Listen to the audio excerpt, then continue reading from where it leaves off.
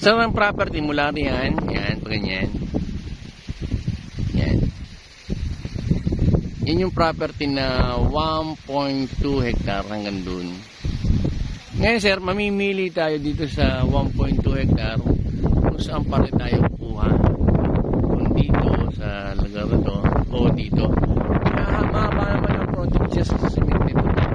Sir. Yan.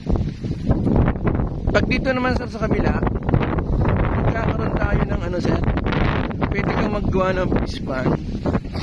Ito.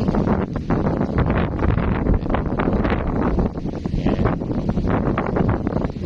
Tapos pag dito naman sir, sa ibabaw, medyo may overlooking.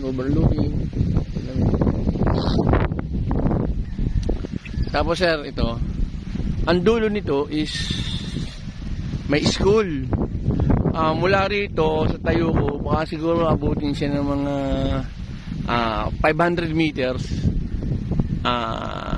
May elementary, high school, tas yung baryo na, yung sitio na ng Paete.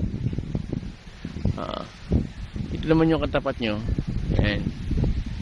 Kaya lang, ito yung ibinibenta sir. Ayan. Hanggang doon sa babaw, 1.2 hectare.